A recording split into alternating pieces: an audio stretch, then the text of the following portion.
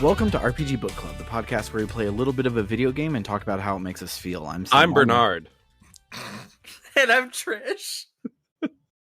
And today we'll be playing the Veeth part of Wild Arms V, the Veeth Vanguard, when we'll be covering up until Carol rejoins the party, which is not what we did. That was last week. I forgot to update that line. We'll be covering up until we enter the new continent. That's what we're doing. But before we get to all of that, how was everyone's week? You could have just blamed that on me throwing you off. I could have. With my shenanigans. I could have, but it was a good shenanigan. It is now canon that I don't update my notes every week. Yeah. Or on Podcastia, I double update my notes every week, so my numbers are always one more than they should be. Yes.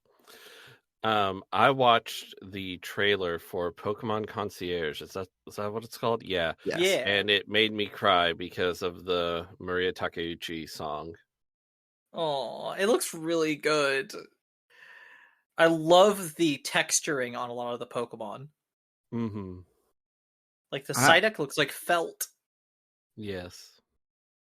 I still haven't watched it. I saw that you linked it in the chat, and I was like, "Oh, I need to check that out. I'm interested in that."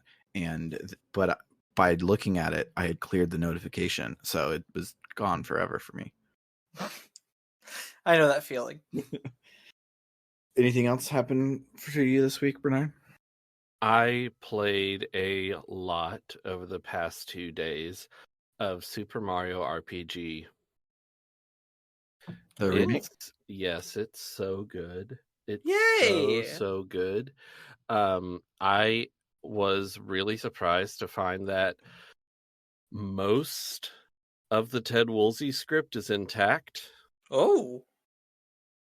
Like, they didn't do a retranslation. They changed a few things here and there. Princess Peach is not Princess Toadstool. Mm-hmm. Mac is for some reason Clay Morton, which I was like, are they going to name all the Smithy gang after Koopalings? But no, that's not a thing. So I don't know why they did that. Weird. But yeah, it's so good. The graphics are so good.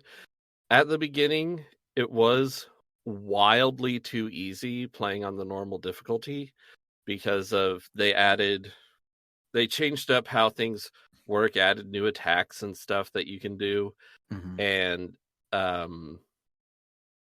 that makes it easier, but they didn't add a harder difficulty. So it's just the same difficulty, but with added stuff that you can do, Mm-hmm. which makes it really easy at the beginning. It's gotten better now. Okay. It is fun and engaging. But I still think it would have been cool if they had added a harder difficulty option as well as the easier option that they did add. Yeah, because while this is baby's first RPG, we were babies a long time ago. So we're good at RPG now. They could have made it hard. Speaking of adaptations / remakes of things, this morning I saw the first 3 episodes of the new Scott Pilgrim series.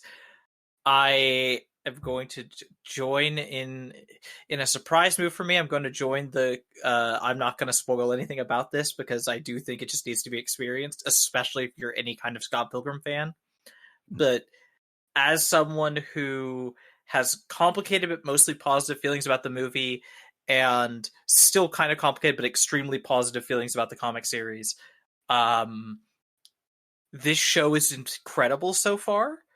I love it. It might be my favorite tactic I've seen in an adaptation in a long time, maybe ever. Wow. It's really good. So that's your thing on Super RPG. I felt like that was a good segue to that. And then the other thing, and again, it's something happening just today, it's on my mind. So I believe I've mentioned once or twice before, I'm currently running, I run 2 tabletop RPG campaigns in a week. One of them is a Masks game. Masks is a very fun tabletop RPG powered by the Apocalypse system in which you play as young young superheroes who are still figuring themselves out and such. I think it's a really fascinating system mechanically. The one I'm running, I decided to throw out all of the custom lore and original setting that they do for masks, and instead just set it in my version of the DC universe.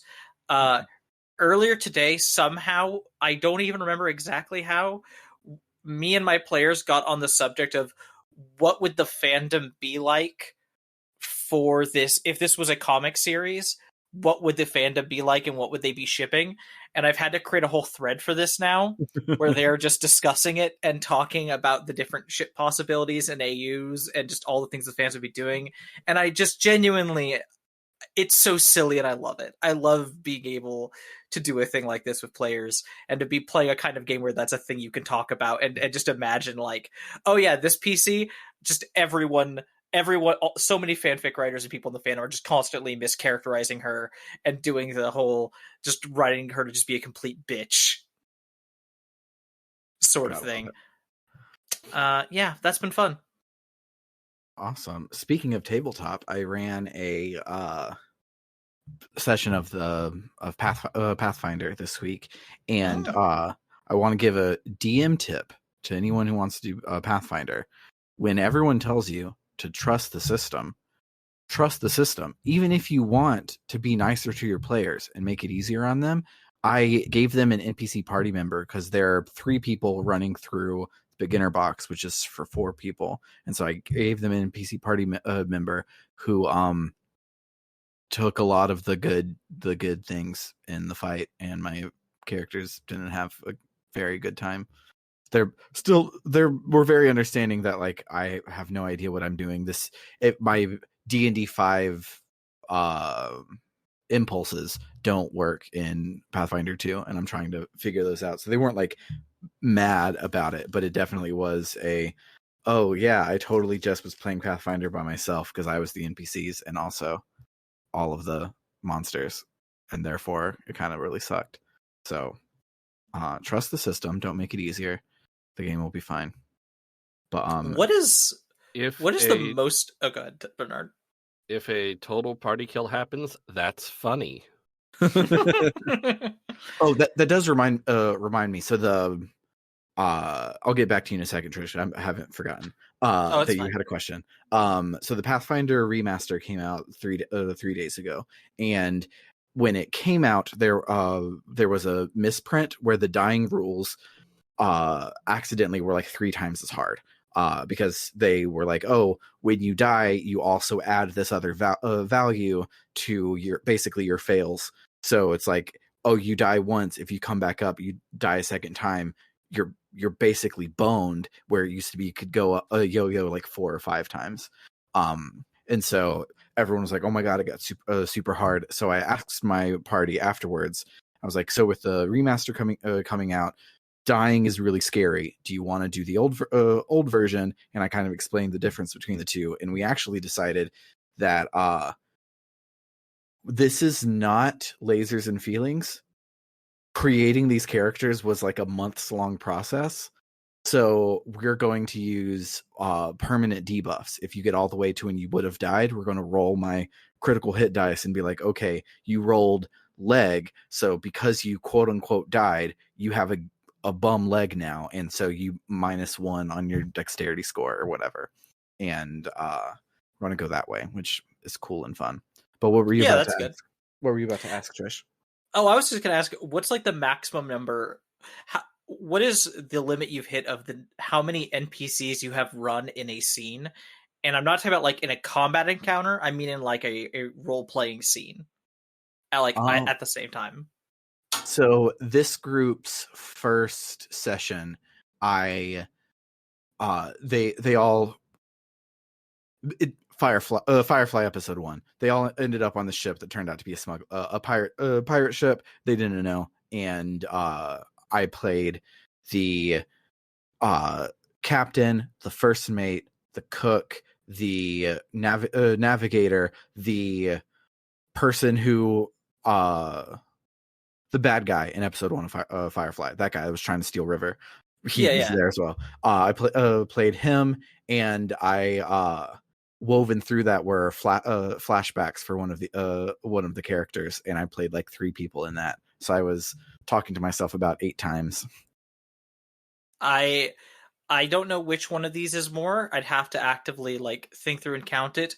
But my two ties, I think, are I ran a Monster of the Week game a while ago that actually did a. Fun thing about Monster of the Week is generally you tend to level up really fast in that game, so it's really hard to do a long running campaign. So it had I was like, let's do 13 sessions or so, and that ended up being perfect length. And in one session, it was a Thanksgiving session where one of the characters' mom and dad showed up to do a Thanksgiving dinner with the whole party, and everyone was allowed to invite any NPCs they wanted. And so it was just like I'm playing both of these parents, and then this person's partner, and then these other characters, and then this character, and then I had a character show up as a surprise. It was just a lot. Yeah. And similarly, with that Masks game, because it's DC, the party are a incarnation of Titans West. They're a new version of Titans West is a thing that's happened in the comics off and on multiple times. It usually never works. Mm-hmm. There was a fun side session because we were missing someone where they all got invited to a slumber party. There was an all-girl slumber party for all of the Titans through every generation of Titans and all side teams and stuff. And so there was like 20 NPCs there. I wasn't always doing all of them, but it was a lot of jumping from NPC to NPC to NPC to NPC, doing all of these different interactions. It was a lot to keep track of, but it was also incredibly fun. Yeah. I love doing stuff like that. But so Pathfinder, the beginner box is basically the tutorial when you ask anybody like, oh, hey, I want to get into Pathfinder. What should I do? And they're like, run the beginner box. But I didn't want to do the same thing twice. I'm still doing the same thing twice for my two different groups, but I am flavoring them different to like tie in to actually be like the first arc of their stories. Just they happen to have very similar puzzles and encounters throughout it. And both teams are about 1 or 2 sessions away from finally finishing the beginner's box, and then we can actually go and tell real stories, and I'm very excited for that. Other than that, Scarlett had her first drop-off meeting for Girl Scouts, so I dropped her off, and then I couldn't see her for 2 hours, and she wasn't next to a parent for the first time in a very long time, and that was a lot. But it was great. She's a big girl, and it makes me happy. That's right. The newborn that disrupted our episode 1 way back in the day is now big enough to go to parties by herself. Incredible. You know what else is incredible? Wild Arms V, the V Vanguard. So let's listen to some good ass cowboy music, and then we'll start discussing the game.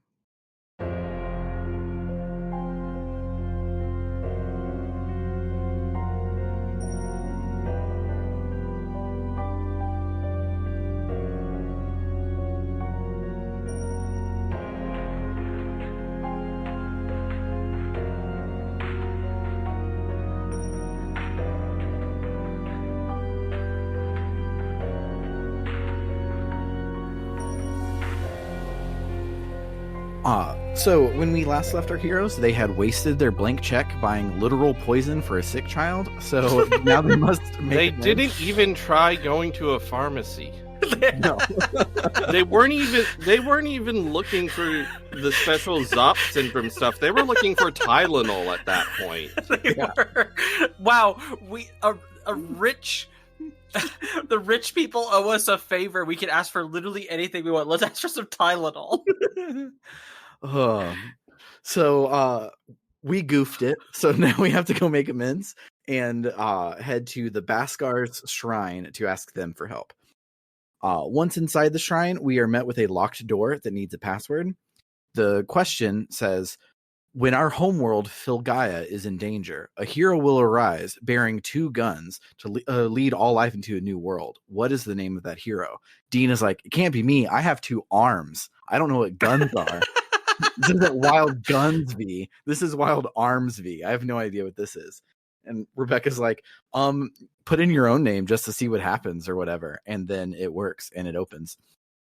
everyone instantly is like, weird, this ancient hero must also have been named Dean, because it's definitely not this idiot. Surely it's someone else's idiot, not ours. Rebecca wonders if the Baskars really have something that could cure Pastel, and they're kind of, again, just wandering in sight unseen, and she wonders if they're wasting any time. Carol says that the Baskars have been studying the interaction between Filgaia and humans, so they probably have something that'll help. The party's like, how did you get from point A to point B? And she was like, well, the last time I was here, they told me all about Filgaian history, meteorology, geology, and sociology.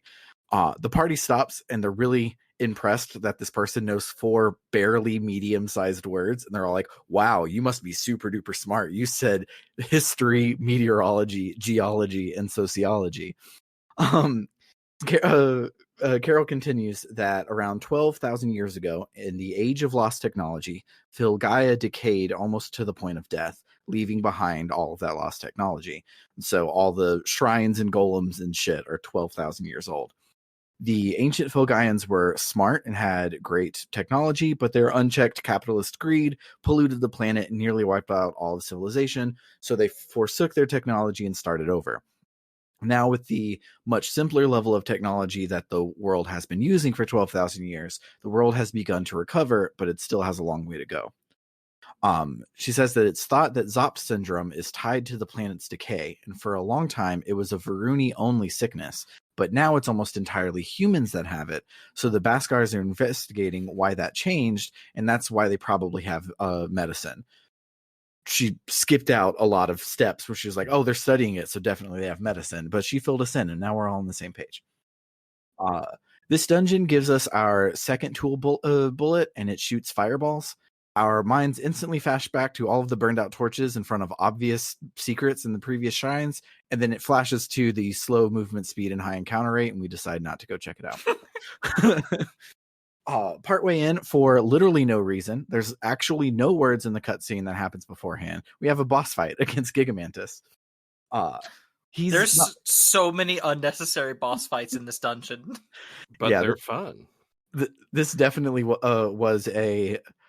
Our writer is a novelist, and we need to do novel backstory here, but we haven't had any interesting fights in like 2 hours of game. So a spooky light comes out of the wall, and it's Gigamantis, and you fight it. Gigamantis isn't very hard, but I did wipe the first time because this battle system rules, and you can't just check out and mash A, even on things that aren't that hard. He has 2 mooks with him that can cast disease on a hex, which will nullify the healing there. So if you're like me and stupid and not careful, you'll get wrecked, and then you will only have one person, like one turn before the monsters have a bunch of turns, and you can't heal in the hex because everybody is there, and it sucks. So the bosses are getting cool and interesting and doing even more cool stuff with this awesome battle system. After the fight, Avril mentions that this place also seems to be rejecting her, like the last place, but it's not as bad as last time. Probably because this time she doesn't have to go it alone, but instead has her partners and her friends there. Rebecca asks Carol if the professor is indeed the large gentleman with a mustache, and she confirms that it is. Dean is like, oh, that's the guy that stole the Mirror of DeSoto. And Carol's like, not this shit again. He's always stealing shit and calling it research. Rebecca's like, how can you put up with his whole, everything? And Carol says that ever since she was discarded by her parents, the professor has taken care of her, so he's like a father figure to her. Rebecca's like, what do you mean discarded? And she's like, actually, they abused me, so I ran away. But the real problem isn't my parents, it's the colonizers who stole my family's land because they have some ancient religious bullshit tied to it, so they get their stronger firepower and slaughter all of those of us who resist. Free Palestine. Free Palestine. She said that in tough situations like that, it's hard to have room to think about others, so she doesn't blame her parents for being irritable and upset and mistreating her, but it was just too much for her to bear, so she had to run away. She apologizes for trauma dumping, and she says that she never thought that she would be able to open up to anyone besides the professor, but it's probably because we remind her of the professor a lot. Rebecca is like, yeah, Dean's an idiot, just like the professor is. And Carol says, no, I mean, Avril reminds me of him. And the party's like, weird. So then after a room with several hundred OSHA violations, one right after the other, Dean asks why Carol... Wait, you're saying it's unsafe for a workplace to have floating cubes over an abyss? Yeah. Like, and the spiral staircase over the abyss doesn't have handrails or nothing. The party walks in, they're like, wow, this is dangerous. I hope we don't fall in. And then because the camera's not that great in this game, I fell in immediately. I was going through part of this dungeon and I shot a fireball at a switch and a little narrow path appeared over a gap, and I was like, oh wow, I just got to walk across this narrow path. What an interesting challenge. And I get to the next one, I shoot it, there's a little path, and I fell off that path. Then I felt like a fool for thinking that way. Yeah. Your Bobo's a fool. Dean asks Carol why that she thinks it's because Filgaia is dying again that Pastel got sick. He's never even heard that Filgaia was dying again or that there's any sickness going around. Greg says, you lived in a remote town and you never crossed over the hill near your house. Of course you haven't heard about any bullshit. The rest of us have been hearing rumors about it, but the Varuni is keeping it hush-hush. Dean is like, why would they hide it from everyone? It affects the whole planet. And Carol is like, because if they withhold the information, it'll help them keep their position of power and prevent a revolt. They say that, or she says that it's because they're digging up golems and lost technology and using them all the time. That's probably causing the death of Filgaia #2. And they don't want to stop having their cool shiny toys that they can lord over the humans. But so they're not going to let people know that it's their fault that the planet will die in a few years. The team is like, wait, a few years? And Carol is like, yeah, the professor said we got like 3 years before we all die, but it's okay. He's going to do something to stop it. The party then remembers him saying something about his research being super important and can't be delayed a single second, as they stole the mirror from him and delayed his research for a lot more than a second. Hopefully, saving Chuck didn't bring upon a climate apocalypse. After several more OSHA violations and another cutsceneless boss fight, Dean asks Carol, hey, if the Baskars are Varuni, are they going to be assholes? Damn, why are the Varuni always assholes? Rebecca's like, well, they're nobility. That's why they're assholes. Rich people are assholes. And Dean's like, well, why do they get to be nobles instead of humans? And Carol is like, well, they have 12,000 years more technology advancement than us. And Dean is like, what's so special about technology? Why does that make them so great? Just because they have their iPods and their mini discs and their Pokemon Goes? Why does that make them so cool? And Greg's like, they have weapons, numbnuts. Golem, arms, all of that shit is specifically designed to kill us. He's like, oh. I really love how much of this dungeon is just like, oh, this is the way things work. And Dean going, here's some idealistic stuff, wondering why things could be that way. And other characters going, Dean, here's a practical explanation of the actual things happening. They have to usually, classism and capitalism and yada, yada, yada. And he's just like, But what I enjoy is that occasionally there's also a fourth step of Dean pushing, because if they're doing it in a way of like, and that's just the way things are, that's just inevitability. And Dean just being like, I don't think that's true. Yeah. I think it's bullshit. And I'm like, Dean, good on you. I like it. Love the attitude. He's so good throughout all of these scenes. So then we do a little Lost Woods puzzle that has a trick ending where you don't walk through any of the doors, you walk through a wall, which is cute. Which was pretty cute, yeah. I was especially impressed how they make the flame really clearly not be going to any of the doors. Mm-hmm. And at first I'm just looking at it like, okay, what? So do I go near the one that's close to? Uh-huh. I failed at that part of the thing like 3 or 4 times until I'm like, wait, is it going to be in this actual corner? And then my button pops up that says examine, and I'm like, god damn it, cuties. So after they get through the Lost Wood puzzles, they come into a room with a huge computer in it, and they stumble across someone's flash drive with their history project on it, and they decide to watch the PowerPoint. The viewing devices from ancient times, but it's been used to record findings by the Baskars and other people from nowadays, and it's one of these more recent people who have made the PowerPoint. It is very, very long, but the basic spark notes are long ago, people had lots of tech and they made golems to be a manual labor force.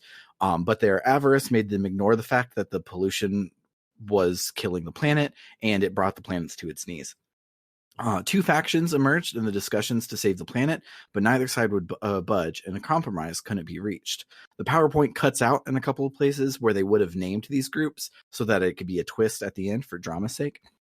The TF system was used, but it resulted in a wave of dimensional turbulence, and so it was disabled. The radicals declared that, well, if we can't use the TF system, all hope is lost, and they got on their colony ships to escape Filgaia, leaving the moderates behind. The moderates reversed course enough to save the planet by building facilities such as this one that absorb energy from Filgaians and return it to the planet. No one picks up on that one because they're lost in all of the anime proper nouns like we are. I didn't notice it while I was playing, but the quote-unquote good Varuni are harvesting humans' life force and pumping it back into the earth. So that's going to come up probably. Oh, but they're the moderates. Everyone knows when you have two extreme points of view, it's the people in the middle who are clearly in the moral right. Everyone that's just how it works, Sam. I'm sorry. I apologize. Yeah.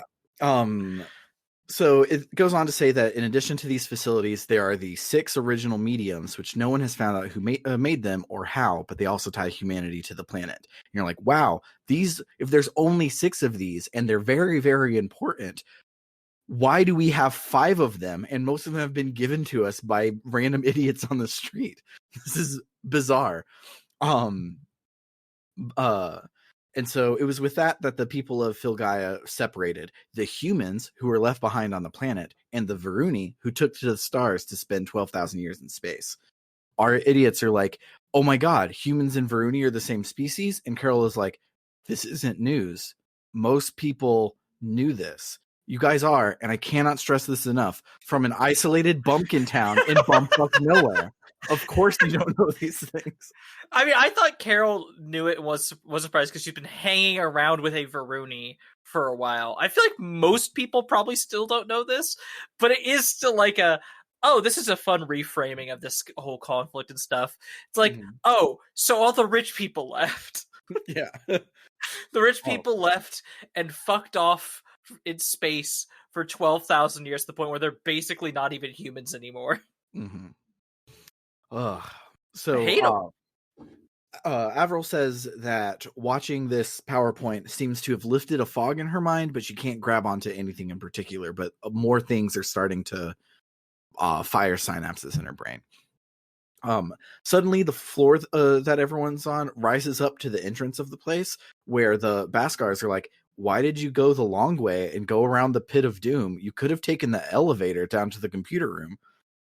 Stupid. But then they catch themselves because they're like, oh my god, your majesty. And Avril's like, me? And they're like, obviously you're joking. Of course it's you. Why have you come here? Rebecca's like, oh, we need a cure for Zop syndrome. And they're like, right away, anything for you, your majesty. The team is like, oh, cool. Our main quest is to find out stuff about Avril, and these people obviously know her. Let's remember to ask questions before we leave and never come back, because this is an important thing for us to follow up on. It's literally our stated goal of the game. So the Beskars bring the medicine, and the team is like, all right, how do we repay you? And they're like, no need. It is our honor to accommodate her majesty. And Rebecca's like, okay, well, do you know about Johnny Appleseed? And they're like, again with the jokes. Obviously, this is something that we know, and we're unaware that you have amnesia. And surely if you just explained that, we would answer you and you would know what you're looking for. Someone suggests we should tell them, and Avril's like, no, we shouldn't. Yeah. It's like, no, we should leave and go help Pastel, and then say we have no leads on where to find information on Johnny Appleseed and leave to another continent. To be fair, I get the feeling that if they revealed Avril has no memories and Either she isn't who they think she is, or she, as someone It's not a risky having any maneuver. memories, yes, I get why she doesn't want to reveal that to them. Mm. Like they're being accommodating because they're like, oh, this is a person that, you know, this is your majesty, this is this person who we respect, this is the ice queen or whatever. And if she's like, actually, here's my current situation, there's a possibility they will take that information and go, oh, well, fuck you then, or oh, we're capturing you, or Yeah. oh, you know, there's a lot of ways that can play out. Yeah, absolutely. But I still think it's hilarious how Oh, it is very funny. we're like, we have no leads, instead of, okay, the Beskars know something. How can we get it from them? They're like, no one knows about Johnny Appleseed here. Literally, they say all of our leads have dried up, so we have nothing better to do than follow Carol to the next continent. Also, again, to be fair to them, these Beskar motherfuckers are annoying. They are. I hate them. I don't I don't- want to continue talking to them. Also, I really liked the point Greg actually made with that, where he was just like, I've always found it's better to just go pick up a new, try to squeeze a new fruit instead of trying to just completely drain one you've already been using before. Mm-hmm. Like, it was a weird metaphor, but I was like, yeah, no, I get what you're saying, man. That makes sense. Yeah. So our team leaves and they head back to Mythosmere and give Pastel the medicine. Meanwhile, we see the Captain Varuni in the spaceship, and he says some bullshit about how if the radicals activate Jotunheim as well as the TF system, Filgaia itself will be doomed, which is even worse than the plan that he's okay with, which is just getting rid of all the humans. But then again, they didn't bring the TF system up to full power immediately, so maybe there's something going on there. Meanwhile, back at the TV station, Persephone and Duo say some bullshit about how if Avril is truly the Ice Queen, they should keep an eye on her. Duo asks why Persephone didn't just capture her when she had the chance. Persephone says, well, why didn't you? And they both agree that acting without proof would be foolish. They must wait and see if fate favors either Johnny Appleseed or the Ice Queen. Persephone mentions that she's loyal to her fellow Sentinels and not to Volsung because he's crazier than a motherfucker. Nightburn is also there, and Duo says that they don't like him and the, quote, cloak of lies he wears. Nightburn continues to loudly say villain shit and say that he doesn't care if he's unpopular as long as he gets to kill the entire human race, and one day he'll be happy to tell Duo the whole story. Meanwhile, Volsung is sitting on his throne talking to Feridun and Persephone, who was late because she was in her other clandestine meeting. She says that the TF system might not be as useful as they thought because a girl in Mythosmere seems to have recovered from its effects.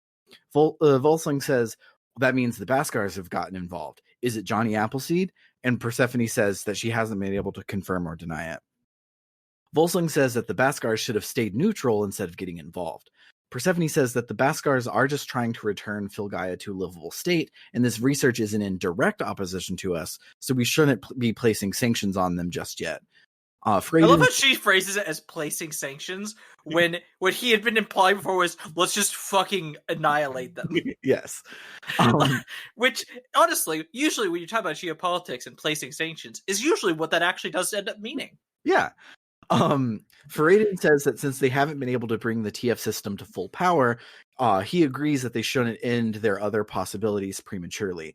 But it is likely Johnny Appleseed is involved, so he wants to bring Kardakea and investigate area W4361 and B2428, and Volsung agrees. I'm gonna guess that that's where we're going, and they're going to be the next Varuni that we interact with, as Persephone was the last one. Persephone asks if Volsung truly wishes to reactivate the TF system because of its significant dangers and the fact that the last time it was turned on, it caused dimensional turbulence and was so bad that our ancestors left the whole planet. The system is supposed to make the planet fit for Varuni, but it could destroy the planet in the process. Volsung says that there's no alternative and they must do what they can to preserve themselves. Finally, back with our idiots, they have helped Pastel, and now they have no leads on Johnny Appleseed, and they must continue to an entire other continent to continue the search. Carol says that she's headed to Honey's Day, which is in the southern continent, so we might as well head there too. Avril is like, but if we leave, Dean has to give up on golem hunting. And Dean is like, I decided I don't want to be a golem cop anymore. I just want to be a golem enthusiast. I've seen so many different things on my travels. I want to keep traveling, see more of the world, go and find golems for the fun of it instead of because I'm a cop. The party is like, cool, do we have to steal train tickets again? And Carol's like, no, there's a tunnel cut through the mountains and we can use that to get there. So we head to that tunnel, and now we can test out our new tool, the detector. It's basically just search, but for dungeons, like we do on the world map. It can reveal hidden things and alert you to the decorations that have items in them in case you are tired of just walking in the room and blowing everything up to find 10 gold. I'm not. So, yeah, I'll do the detector. It'll be like, you'll do the pew pew. It's like, you only have to do this one on the right. And I'm like, according to the Let's Play that I wrote my notes on, it does tell you the difference between mimics and chests, though. When I was jotting down things, I was like, it sucks that it doesn't. Mimics will have a red triangle, and a regular chest will have a blue triangle. So if you're using the detector, you can tell if it's a mimic or not. The mimic fights aren't too hard, and they give a lot of cool shit, so you should probably just fight the mimics anyways. So this dungeon actually has some of the first like dungeoneering puzzles in the game, and I really like it. There's very little shoot the only switch in the room or follow the floating trail of Gela to the one thing that's real, and a lot more of like, oh, we're going to give you a hint in room A that will solve the puzzle in room D, and you have to remember it and piece everything together in your mind, and it's pretty cool. There are a lot of cute scenes of the team becoming closer friends and a few boss fights that kicked my ass because I ran out of revive fruits and I didn't want to run all the way back to fucking Lila Bell to purchase some. Goddamn no. I was just going to keep retrying until I would beat the battles. It all culminates in a scene where Dean is upset at class disparity again, and he says that he wishes that humans and Varuni would just get along. Greg again mentions the huge wall between humans and Varuni and that only Nightburn has been able to cross it.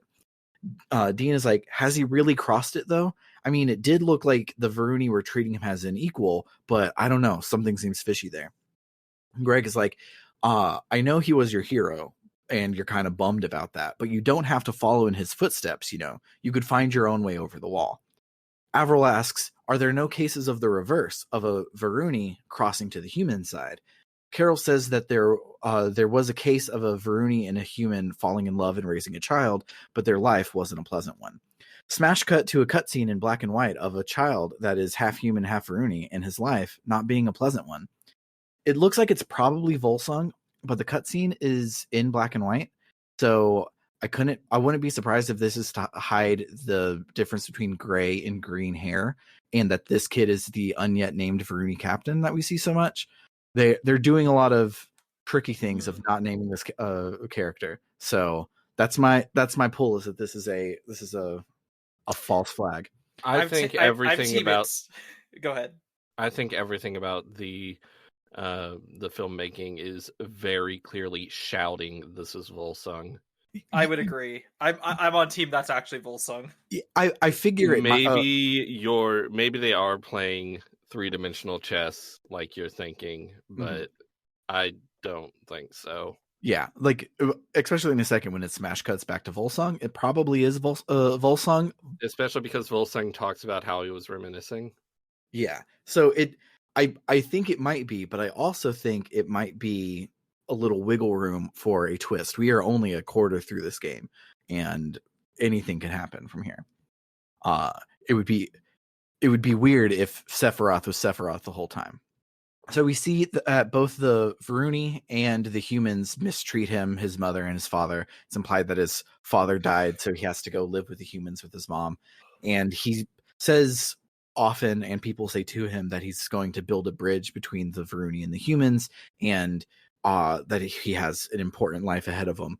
And the cutscene ends with him traveling to one of the places like we saw in the ancient PowerPoint, the ones that we now know suck humans life force away from them.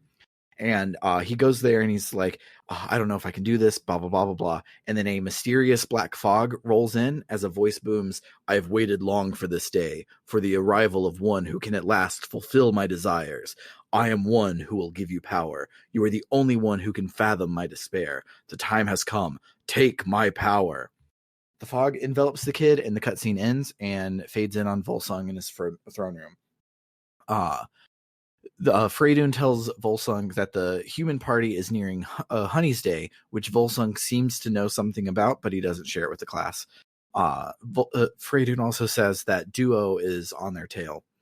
What will await our party in Honey's Day? Find out next week on another Rootin' Tootin' episode of Gunsmoke. But for now, let's listen to some more music, and then we'll talk about our memorable moments.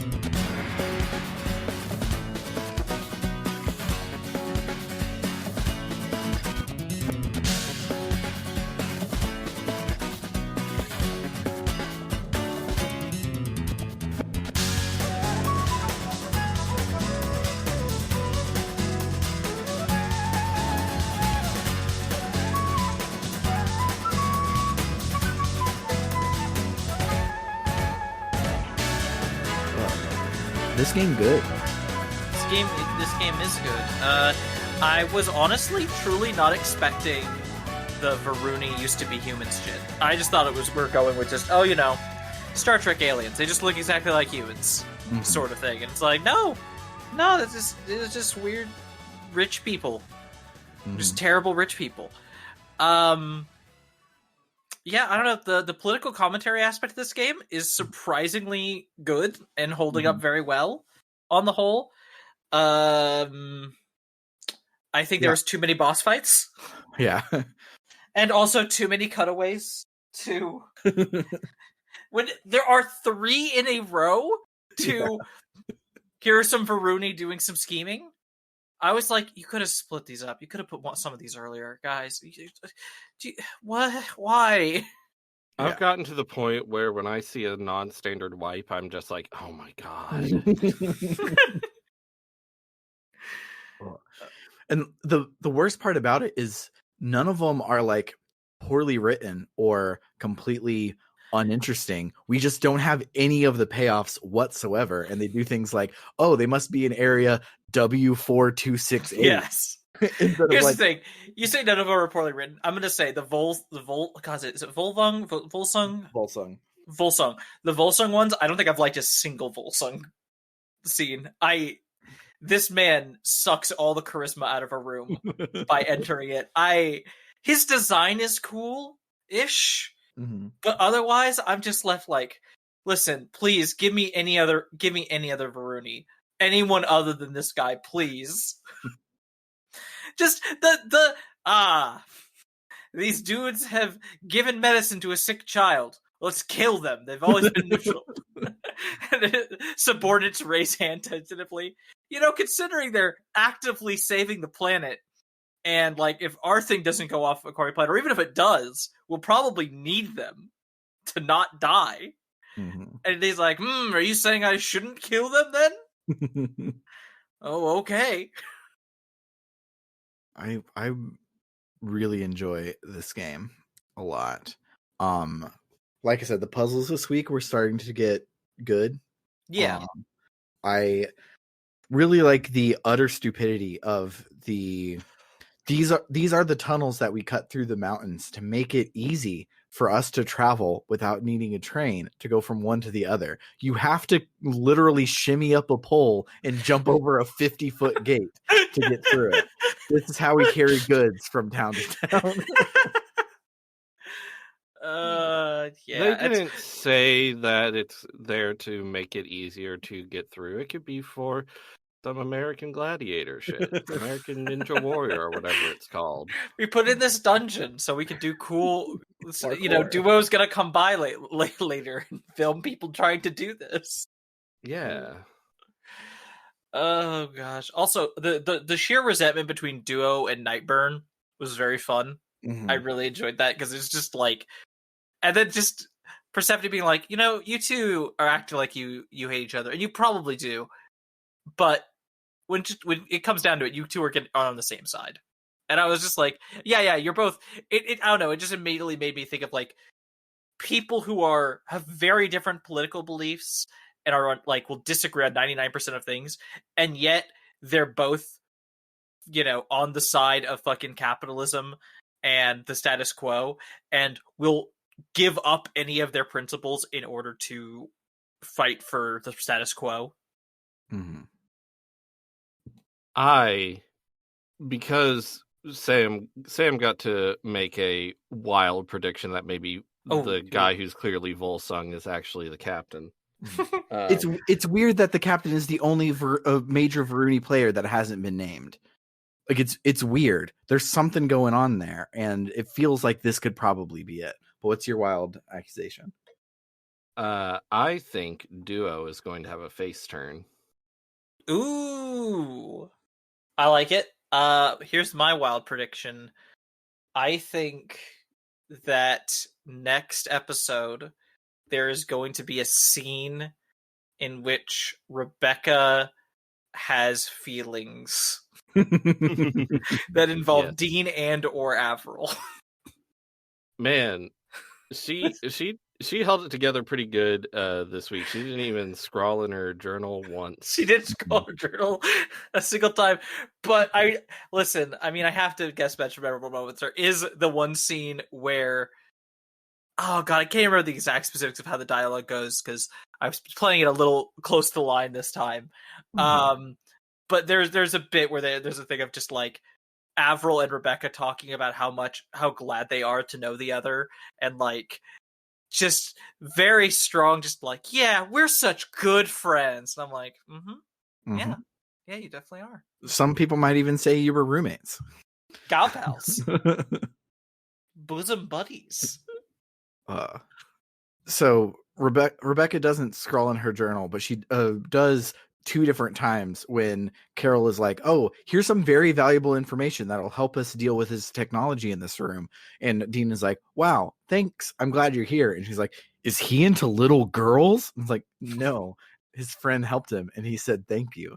Do you not know what please and thank you are, Rebecca? Yeah, that also happened in the episode where Carol was introduced, and I'm like, that's weird. And now it's a bit of a running gag, and I'm like, that's weird. That's weird. That's very weird. Also, speaking of Rebecca, there's a point where after they help the sick kid, and the kid is like, I want to grow up to be just like you someday, Rebecca. And Rebecca's like, oh, that's cute. You should set your sights higher. I'm not that cool, actually. And I was like, Rebecca, what the fuck are you talking about? Most, if not all of this party would be dead without you. Mm-hmm. Not to you mention are the coolest person here. Not to mention, you're literally talking to the person who wanting to see you do cool flippy shit again is the only reason they're still alive. They were holding on to life to watch you do flippy shit. And you're like, no, I'm not actually that cool. It's fine. Yeah, we mentioned it a little earlier, but I really liked all the boss fights this week. I wish they would have been important instead of just random monsters. Yeah, like there was one where they were just standing around talking, and they were like, we're gonna get through, we're gonna do this, and then Greg's like, and first we're gonna have to get through the roadblock, and it just like cuts, and just apparently there the whole time has been this giant monster right in front of them, and it's just there. It's fantastic. Also, okay, we kind of skipped over the recap, but what was up with that thing about there's being a puzzle on a door that the answer was Dean? I'm like, they said there were some weird dimensional issues with the TF system. Is this some timey-wimey stuff? Is there a prophecy? Or is it just Dean reincarnation? I don't know. Yeah, I think it would have been fun if Rebecca had not suggested entering the name Dean, and the player just had to, because obviously that's what you do. I think it would have been funny if you just have to do it, and then maybe like they're like, whoa, what'd you enter? And he's like, Dean, and they're like, why did you enter that? He's like, I don't know. That just makes me think of the the classic New Vegas skill check, where if you have high luck or extremely low intelligence, you can randomly guess the password to a room. Ice cream. Also, our Soul Crystal boss fights have leveled up and are much bigger and technically harder, but still not hard. Same with the mimics; they've also leveled up to level 30. Yeah, I had some trouble with mimics and some trouble with bosses, but it's fun. This is an engaging battle system. It is. I have completely sold on this weird, funky little battle system, and I wish I could see. I wish there was more games that did something like this. This is neat. If you want to completely check out of all of the cutscenes, Wild Arms 4 was the first time they tried this. No thanks. No thanks. If anyone ever suggests a game to me and says, listen, you should try this, just completely ignore every cutscene and any character or story content, I go, no thank you. Yeah. I'm good, actually. I want to... I'd rather do the opposite. Yeah, I want to play through it to see it for myself if it is truly bad, but I need to finish 1, replay 2, and replay 3 before, and maybe replay the remake of 1 and the PSP game before I have a lot of Wild Arms to exhaust before I'm like, okay, let's deal with the Xenogears Disc 2 of the Wild Arms franchise.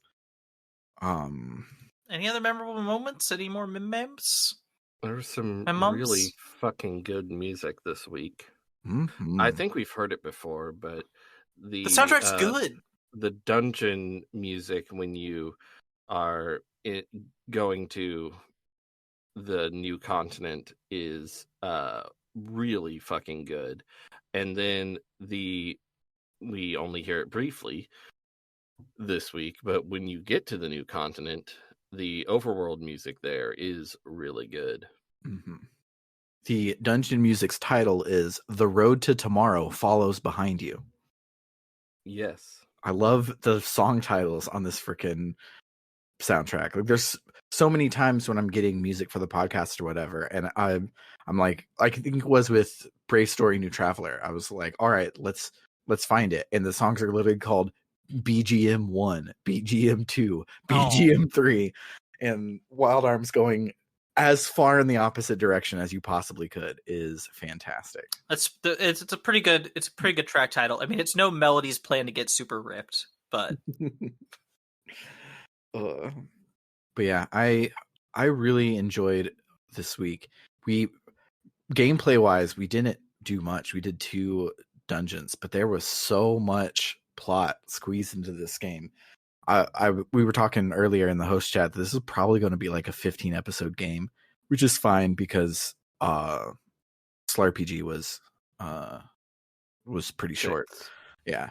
So we have some space to take it up, but this is a very dense 44-hour game. It is not 20 hour or 30 hours of game, 15 hours of cutscene. It is like 30 hours of cutscene, 10 hours of game.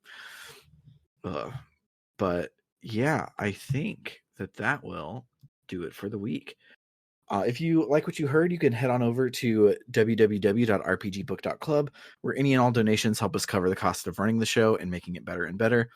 Setting up a recurring monthly donation will also get you some additional benefits. If you donate $1 more a month, you get access to our bonus feed, where this week we have a Podcastia episode going up. We're continuing our way through Tales of Destiny Director's Cut. We actually recorded 2 episodes since the last time that we did it, so I don't remember what happened 2 episodes ago, but the game continues to take its sweet time to do anything and just let us hang out with characters, which is very nice. You can also, if you donate $1 or more a month, you can access our polls to decide what game we play next on the main feed. If you donate $5 or more a month, we'll also shout out your name at the end of every episode, just like this. Shoutouts to Cerebral Wind, It's Claire Time, Frosthair, Dragonslayer 19, Floris, Kaldron, Freddy Rodriguez, AA Ron 524, and JFro Prime. And then if you love us so much that you want to donate $20 or more a month, You can also get me to say a sentence of your choosing, either to plug something or just to make me say something. So shout outs to El Tantavi, who wants you to check out critical-distance.com, an aggregator for games criticism and journalism. Shout outs to William Taylor, who wants you to check out rpgamer.com, reviews for people like us by people like us. Shout outs to Vimk, who wants you to play Legend of Legaia for the PS1. If enough people do it, they will relieve me of my misery of coming up with some other cool way to get you to say play Legend of Legaia at the end of every episode. And then shout outs to Carr, who is a dentist, so he isn't plugging a website, but rather your own mouth. And he says to brush your teeth twice a day, most importantly, the time right before you go to bed. For RPG Book Club, I have been Sam Allman. I'm Bernard. And I'm Trish. Toodaloo, folks. Goodbye.